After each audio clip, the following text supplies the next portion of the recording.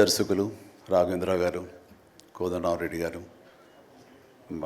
Gopal, young directors like Bobby, Vasishta, like నా నిర్మాతలు అల్లు అరవింద్ గారు, అశ్విని దత్ గారు, కెఎస్ రామారావు, శ్యామ్ ప్రసాద్ రెడ్డి, జెమినీ కిరణ్, తమ్మారెడ్డి భరద్వాజ్ గారు, అలా యంగ్ ప్రొడ్యూసర్ విక్కీ అండ్ పాత్రికేయ మిత్రులకు, అలాగే నా బ్లడ్ బ్రదర్స్, బ్లడ్ సిస్టర్స్, నా హృదయపూర్వక నమస్కారం.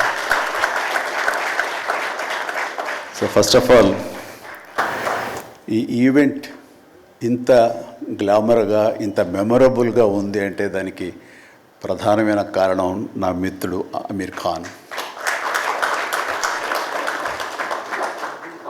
అమీర్జీ, thank you so much. And with a small message and a phone call, you made it, and your presence made this moment as a memorable moment. Really, thank you so much, and I never forget this gesture from your side. And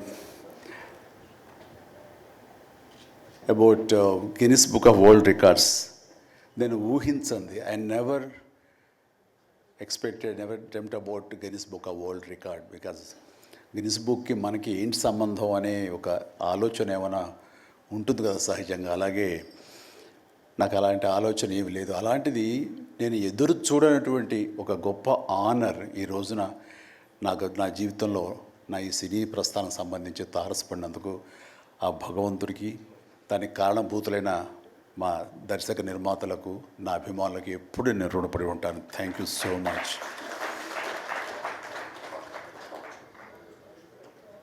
నాకు dances మీద, బహుశా నటన కంటే కూడా ముందు నుంచి కూడా dances మీద నాకున్నటువంటి ఇంట్రెస్ట్ ఈ రోజున ఈ అవార్డు వచ్చేలా చేసిందా అని నాకు అనిపిస్తుంటుంది. ఎందుకంటే ముందు నటనకి శ్రీకారం చుట్టే కంటే, ఓనమాలు దిద్దుకునే దానికంటే నేను ఫస్ట్ డ్యాన్స్కి నేను ఓనమాలు దిద్దానేమో అనిపిస్తుంటుంది. నా చిన్నప్పుడు మా చుట్టూ ఉండే వాళ్ళని ఎంటర్టైన్ చేయడం కోసంగా ఈవినింగ్ అయ్యేసరికి అప్పట్లో ఉండే వివిధ భారతి కానీ, లేకపోతే శ్రీలంక సిలోన్, రేడియో సిలోన్ కానీ, వీటిల్లో వచ్చే కొన్ని తెలుగు పాటలకి అదే మాకు source of inspiration. Recording songs అవి రావడానికి అప్పుడు గ్రామ్ ఫోన్లు కానీ, టేప్ రికార్డులు కానీ ఇవన్నీ కూడా ఉండే పరిస్థితి కాదు ఆర్థికంగా. అలాంటి వారానికి ఒకసారి రేడియోలో ఎప్పుడు పాటలు వస్తాయా అని అందరూ ఎదురు చూసేవాళ్ళు. రాగానే శంకర్బాబుని పిలవండి, డ్యాన్స్ వేస్తాడు, మనల్ని అలరిస్తాడు అని వాళ్ళందరూ ఉత్సాహంగా ఉంటే, వాళ్ళ ఉత్సాహానికి నేను మరింత ప్రోత్సాహంగా తీసుకుని దాన్ని డ్యాన్స్లు వేస్తుండేవాడిని. అట్లాగా అవి డ్యాన్సులు అంటారా, బాడీ కదలిక అంటారా ఏమో తెలియదు, ఒక ఎనర్జీగా అవి ప్రజెంట్ చేయటం అనేది ఒక్కడే తెలుసు నాకు. 7th class, 6th class, 8th class ఆ ప్రాంతంలో. ఆ తర్వాత ఎన్సీసీలో చేరిన తర్వాత ఈవినింగ్ క్యాంప్ ఫైర్ టైంలో అందరూ ఎర్లీగా భోజనాలు కానిచ్చిన తర్వాత తిన్న 70 ప్లేట్లు మన అల్యూమినియం ప్లేట్స్, వాటిని తిరగేసి దరువులుగా, డప్పులుగా వాయించుకుంటూ అప్పుడు కూడా డ్యాన్స్ వేస్తూ అందరిని ఎంటర్టైన్ చేస్తూ ఉండేవాడిని. ఆ రకంగా డ్యాన్స్ అనేది నాకు ఇష్టమైనటువంటి ఒక నా అంతర్భాగం అయిపోయింది.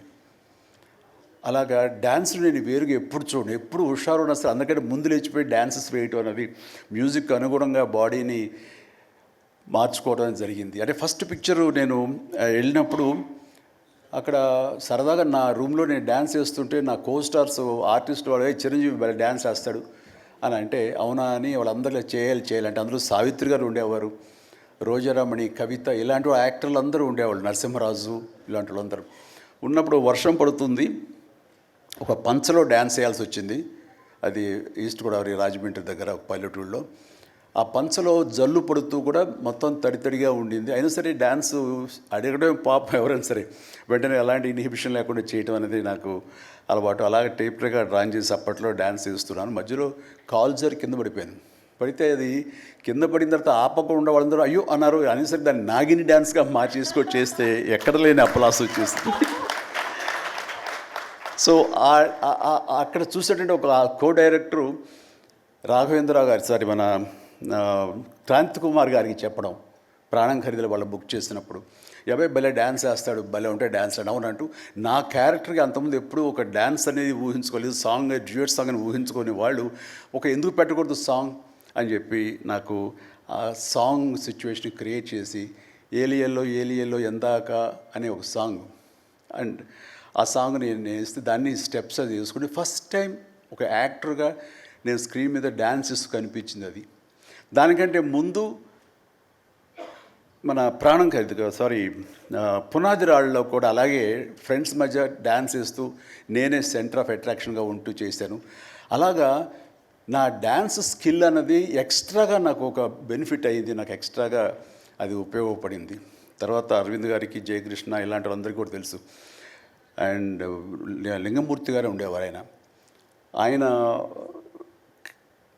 డిస్ట్రిబ్యూషన్కి అది చీఫ్. అప్పట్లో ఆయన రాగానే ఆయన ఏ ప్రొడ్యూసర్స్ని పిలుస్తారు, ఎవరి కథ ఓకే అంటారు, ఎవరికి డబ్బులు శాంక్షన్ చేస్తారని డిస్ట్రిబ్యూటర్స్ మీద ఆధారపడే రోజులు నిర్మాతలు.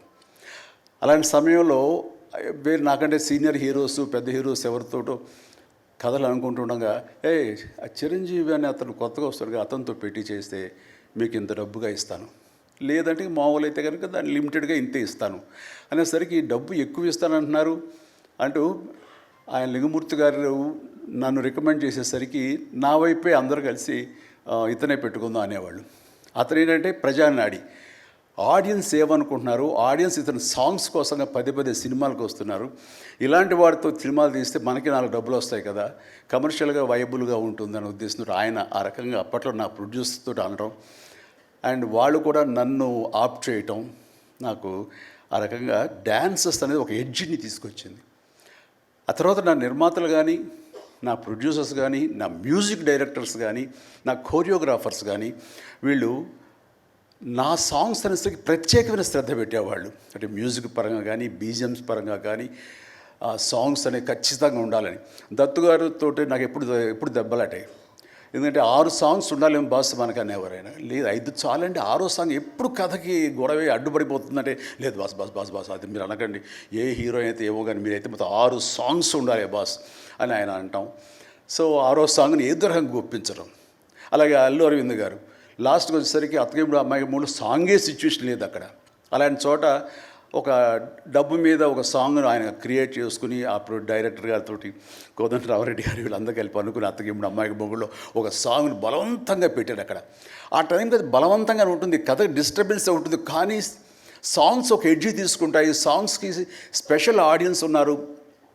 ఆ ఆడియన్స్ సాంగ్స్ మళ్ళీ రిపీట్ చేసేవాళ్ళు. అప్పట్లో ప్రొజెక్టర్ ఆఫ్ చేసి మళ్ళీ రీప్లే చేసేవాళ్ళు. ఆ రకంగా సాంగ్స్ యొక్క ప్రత్యేకత నా జీవితంలో, నా సినీ కెరీర్లో, నా యొక్క విజయ పరంపరలో అది ఒక అంతర్భాగం అయిపోయింది. ఆ రకంగా సాంగ్స్ అనేది ఏదో సరదాగా హాబీగా చిన్నప్పుడు మొదలుపెట్టింది. అది ఈ రోజు వరకు నాకు విపరీతమైన ఫ్యాన్స్ని తీసుకొచ్చి డ్యాన్సెస్ అంటే చిరంజీవి చేయాలి అన్నంత పేరు తీసుకొచ్చి నాకు ఈ రోజు ఇదిగో ఈ Guinness book of world records నాకు తీసుకొచ్చేలాగా చేసింది. సో ఇది నిజంగా అనూహ్యమైంది. ఏదో నటనకి వస్తుంది అన్నారు, వస్తుంది. అలాగే పర్సనాలిటీకి, మన సీనియారిటీకి అవార్డ్స్ వస్తాయి అనుకున్నా వస్తున్నాయి, అన్నీ అవుతున్నాయి. ఇంక ఎందుకు వస్తాయి, ఏమన్నా వస్తాయి అనుకుంటే కనుక ఈ రూపంలో వచ్చింది. ఈ రకంగా నన్ను వరిస్తుంది అనుకోలే. అది కాకుండా Guinness book of world records అన్నది. So first of all thank you so much mister Richard. You have come all the way to give me this honour in the name of prolific dancer, actor of Indian screen. Thank you so much. Thank you.